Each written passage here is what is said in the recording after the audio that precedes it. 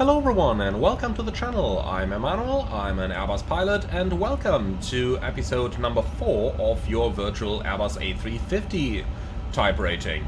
In this one we are going to have a look at the departure briefing, and once that is completed we are going to run the before start checklist down to the line. Yes, iniBuilds is still modeling the lines in the A350, that's another topic. So we are going to start with our departure briefing, and that's going to be the Airbus Smarter Briefing concept. If you're interested in a written version, I did upload my guide of the Smarter Briefing to flightsim.to for the Airbus A330, but you can find the Smarter Briefing explained in here with who says what, so do check that out if you are interested. I will link it in the video description below for you as well. Alright, now let's go right into it. So, before we conduct the briefing, both pilots have already cross-checked the FMS, and both pilots have a mental image of what the flight is going to look like.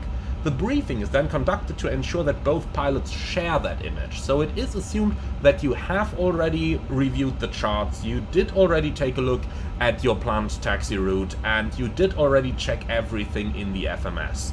So let's now get into it. Basically we want the flight deck door closed to set a distraction-free environment, so make sure that that is closed. Now the briefing itself is going to start through the pilot monitoring. So let's go over to the right hand seat, since we are flying from the left seat today. And the pilot monitoring is going to start with the basic plan.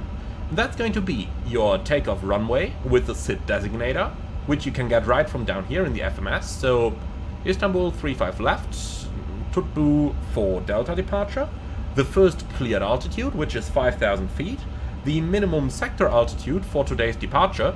Again, you can get that on the departure chart, so 3,000 feet in case of today's departure. And then the extra fuel and time, which you can grab from the init page, and fuel and load. And then down here you'll find the extra fuel and the extra time. And that finishes the pilot monitorings part. From here we are going right back to the pilot flying seat, in our case today the captain, and the captain mentions any hotspots of the planned taxi route. So if we look at the chart down here, we can see a couple of hotspots down here which are not going to be relevant. Then we taxi out like this. We've got to cross a runway. That's a possible hotspot for us. So the runway crossing of 35 right might be one for us to mention today. Next we're going to check we are going to brief our stop margin, which we can get on the takeoff performance page right up here. 0 meters today, so that's not a lot. The engine outset, that's for us today straight ahead for 25 miles, which we have programmed on that secondary flight plan. And then we're going to talk about any considerations for an immediate return or a diversion. So at this point we are considering several factors. Number one, what's our weight? We're at 200.5 tons today. We want to know, are we above or below the maximum landing weight? If you need to check, you can go to the OFP. That usually contains your maximum landing weight, which is 207 tons for the A330-900. So we can see we are below the maximum landing weight today. Now, how is the weather here in Istanbul? Is Istanbul an airport that might be suitable for an immediate return? Yeah, it most definitely is. So return or diversion considerations, well, we're below the maximum landing weight. We're going to come back to Istanbul, and we have prepared that on the secondary flight plan. Next we talk about special operations and non-standard operations. So special is anything that you need to talk about. For example, do you have a speed restriction on your SID that may not allow full retraction of your flaps after departure? So do you have to keep them out for a little bit longer? Do you have non-standard noise abatement? Do you have anything that might be special for this departure? The point thereafter is the non-standard operation. So that would be any item related to the minimum equipment list. Anything that might come into consideration in terms of failures that the aircraft has. Anything non-standard basically. After that is done, we are once again moving over to the pilot monitoring seat, and the pilot monitoring is going to brief any threats that they see for the departure. Threats can literally be anything that comes to your mind, so be creative, but don't make anything up. So if there are no threats for the departure, there are no threats. No need to make anything up. Some people start with, yeah, birds, we might have bird strike. And then I'm always like, okay, so are we in a special nesting place over here? Or is it just, no, it's normal. Okay, thank you for talking about it. So, threats could be anything related to airports, air traffic control, especially language problems in many long-haul destinations. Think Caribbean, think Southern Europe. Aircraft status, environmental threats such as low visibility, in general weather, wind shear, convective weather, cold weather, anything operational related, schedule pressure, delays, late crew, loading issues, anything crew related such as fatigue or low experience, especially the latter one, is going to be a threat for you operating your first Airbus A350 flights.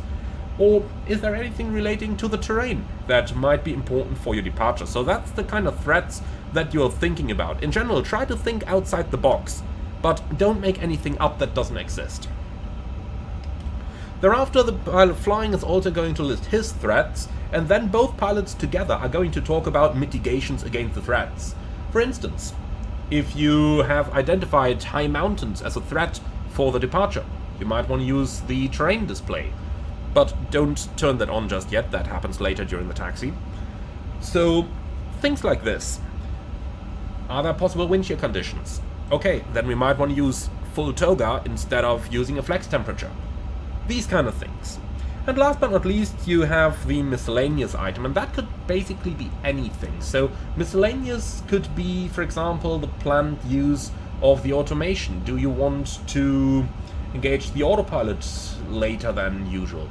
That kind of stuff. So just be sensible, think about what may be useful, what may not be useful, and that way you are going to share your mental picture with your colleagues, and that is the ultimate goal of the smarter briefing. So once the briefing is completed, we can go ahead and do the cockpit preparation checklist by latest Airbus standards. iniBuilds modeled some slightly older checklists in here, so we do have the before start checklist down to the line. For that, let's click onto the checklist menu, and that brings us into the electronic checklists. So, before start checklist down to the line, gear pins and covers, removed. Fuel quantity, and for that we don't only check that we have sufficient fuel on board, but we also check the fuel distribution. So we go to the fuel page on the eCam and we check that left and right are evenly distributed. You can see left is a little bit lower over here, that's because the APU is draining some fuel, but you do want to check that. So, fuel quantity, 21,800 kilograms balanced.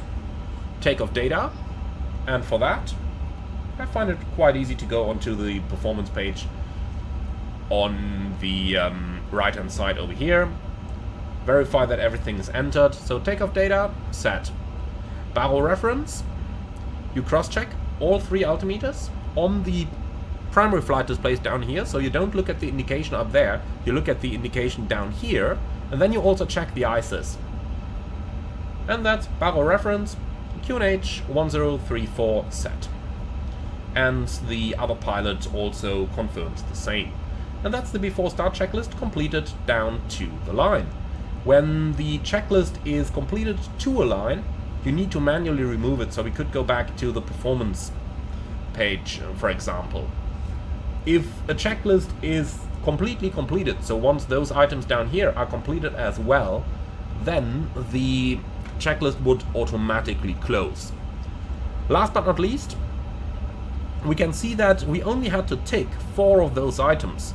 The last 2, seatbelts and ADRs and nav, are sensed by our checklist system, so the airplane checks those automatically. The same happens down here, for example, with thrust levers idle. So if I were to move my thrust levers out of idle, then it should theoretically detect that. Well, and that is the electronic checklist system. So with the before start checklist complete down to the line, we would now get our aircraft prepared for our pushback, but that's going to be for a dedicated tutorial. Thank you very much for watching, everyone. I do hope that you found this one interesting. Be sure to leave your feedback in the comment underneath the video. Leave a like and subscription if you really like the video, and if you really love what I'm doing on this channel, I would appreciate a small donation through the Buy Me Coffee link in the video description below. Thank you for watching, and I'm looking forward to see you all again on the next one.